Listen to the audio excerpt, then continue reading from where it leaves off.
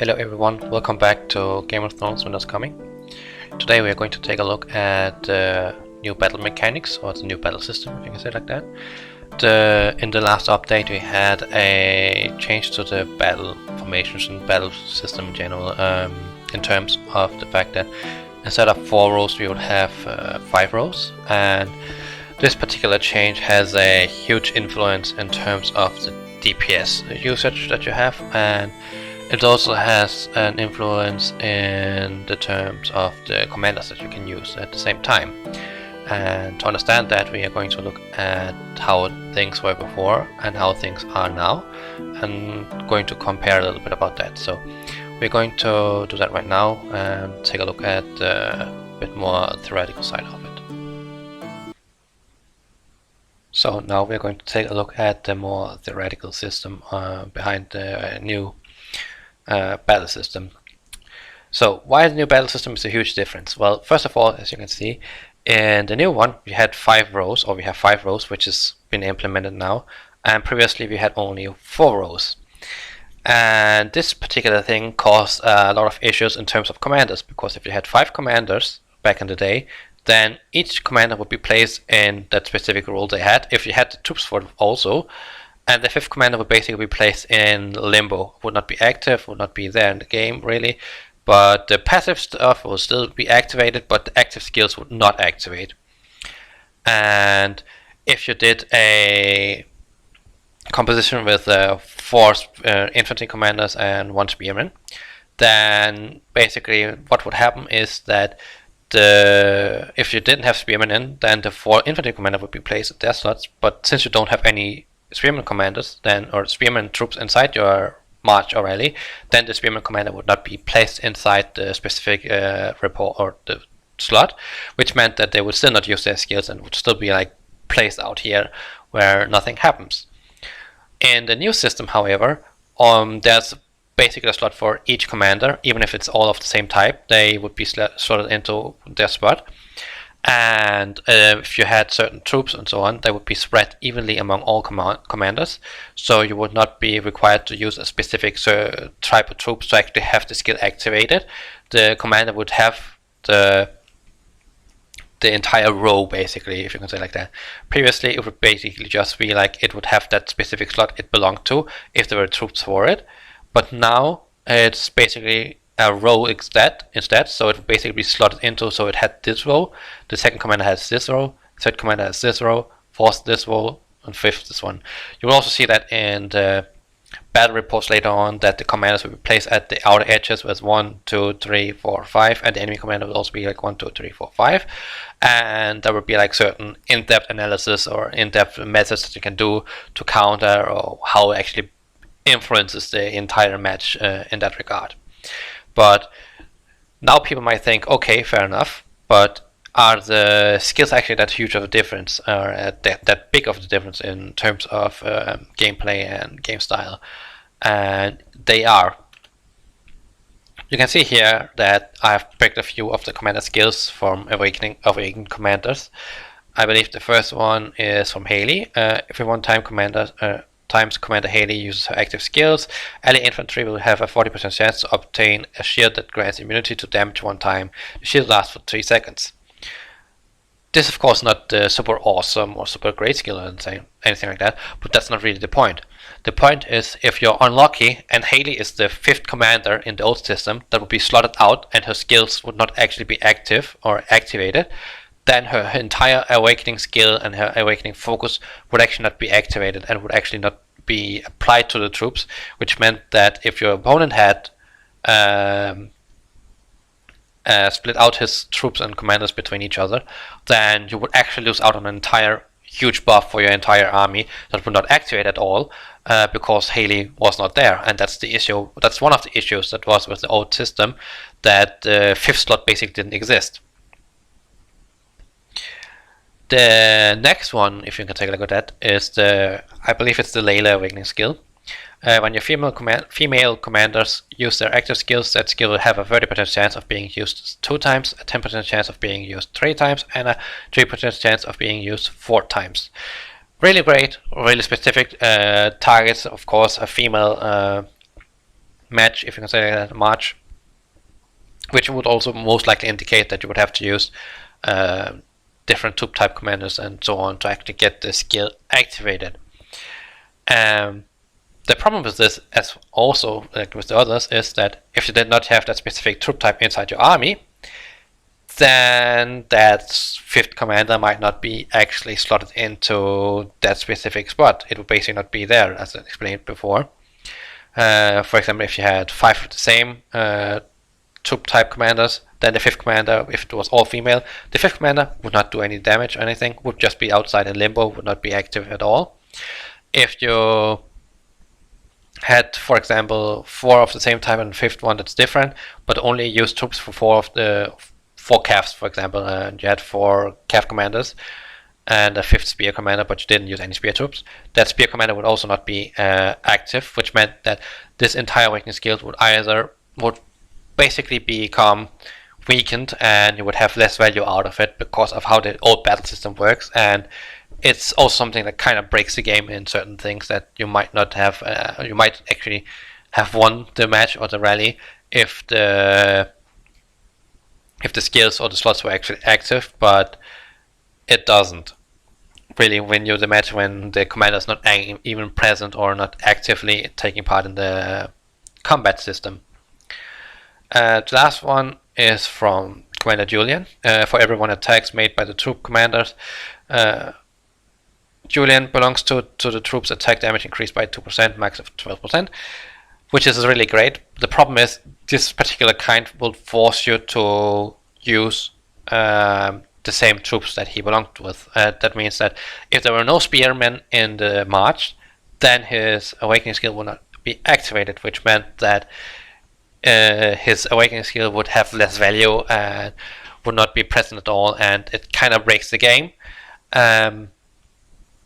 And this also kind of made his skill being a little bit more undervalued, in the sense that since it's going to only be active if there are spearmen inside your army, then you would be forced to use spearmen, and that might hinder you, or that might actually make your army slower or certain things.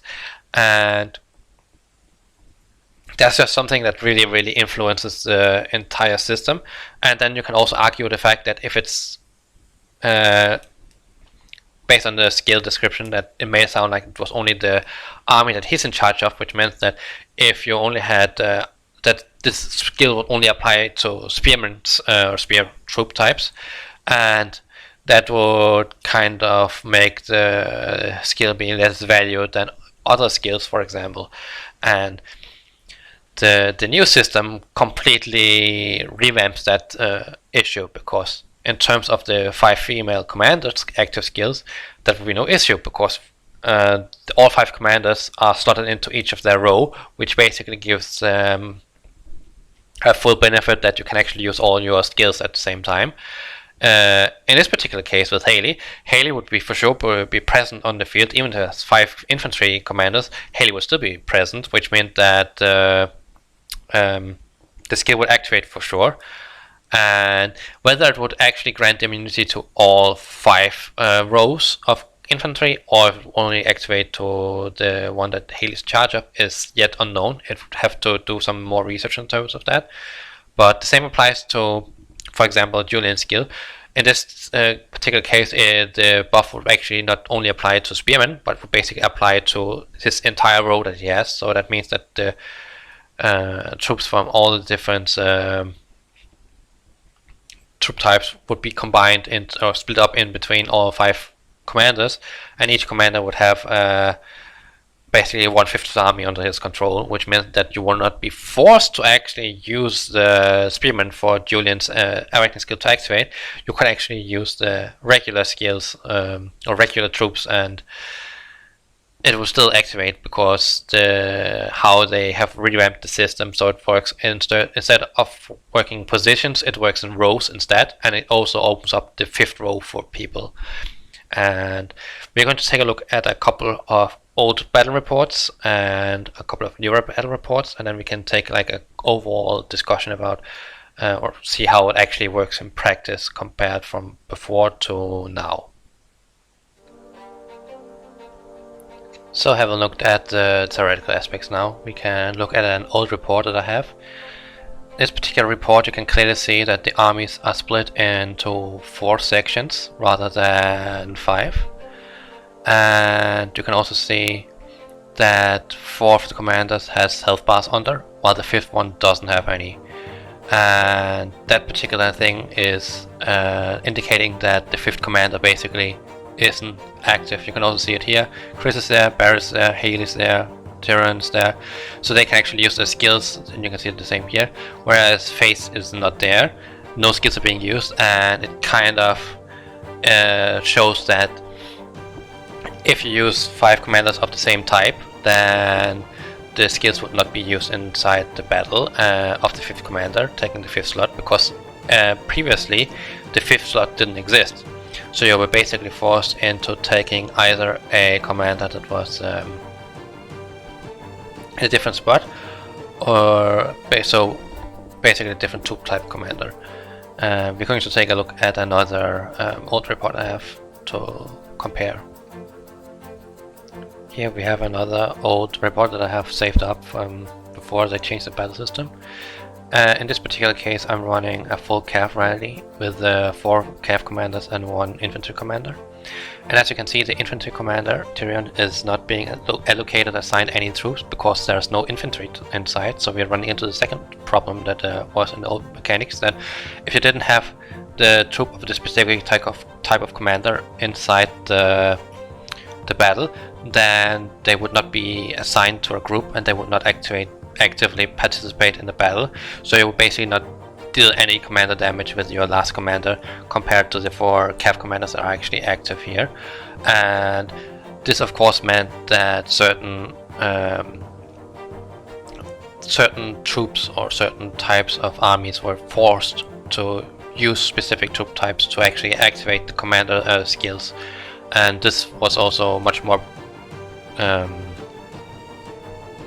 of an issue regarding awakening skills, because as you saw in the theoretical section, that certain awakening skills would not actually activate without having a specific type of troop inside the march of the rally to actually make it work out.